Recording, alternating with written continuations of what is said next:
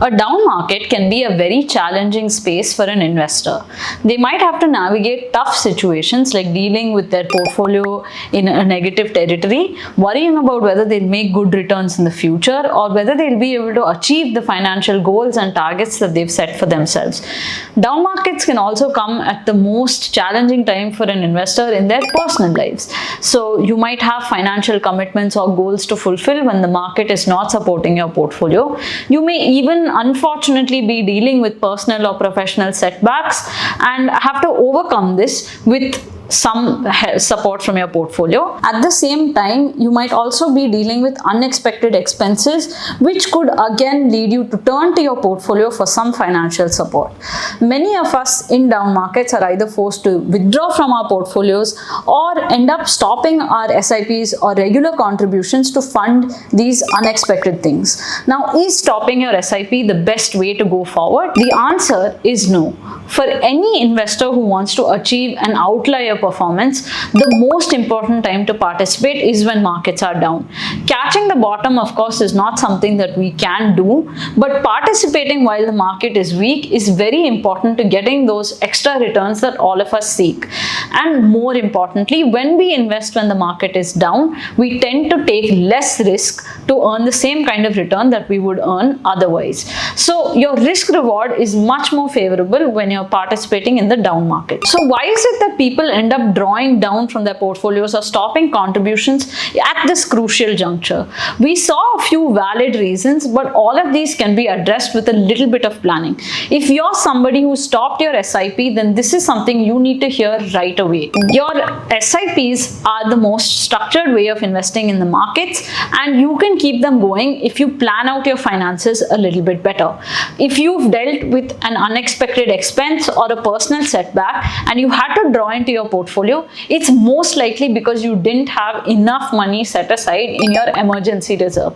So the first thing that you need to do today is to set up your emergency reserve. You can do this by keeping money aside in your savings bank account, in a fixed deposit, or even in a debt mutual fund, which will allow you to take your money out as and when you need it. Keeping an emergency fund aside can help you tide through market volatility and personal situations that might require additional savings. The second thing that we saw were financial commitments. If you have a goal that you're funding at this point, then it's important to turn inwards and see whether you've planned out your financial goals properly. If you are nearing a goal, it's always a good idea to start liquidating profits a couple of years before you reach your goal. Doing it at the last minute can obviously land you in a tough situation like where we are today, where you're drawing down from a portfolio that actually needs more contributions. So setting aside some time, mapping out your timelines, figuring out how much you need to save, all of this can help you stick to the course and make the best returns in a down market. The third and final thing we're going to address is stopping SIPs because of fear. Many of us have been reading the newspapers, we're looking at our portfolios, we have no idea what's going on, and this market is honestly a scary place to be in. It's making us question whether we can earn the kind of long-term returns that we aspire to have, and this can trigger some actions in terms of taking a step away from the market.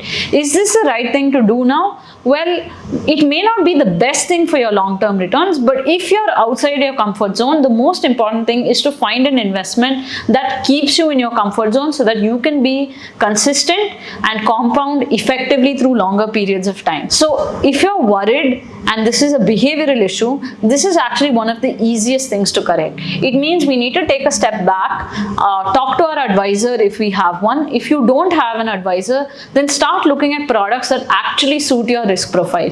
This means something where you feel that the drawdowns aren't too bad, and you're also looking at a product where the returns are reasonable, meaning you're not worried either about losing money or not making enough money. So if you find that sweet spot, and that can really help you stay invested in the long term. Clearly, the solution to your problems isn't to stop your SIPs or your investments. There are better ways to go forward from here, and this is the last cycle that you'll ever need to do this, as long as you plan your finances well, keep aside some money for emergencies, and choose the right product. If you need any help with these things, you know where to reach us, and you can subscribe to our channel for more content like this.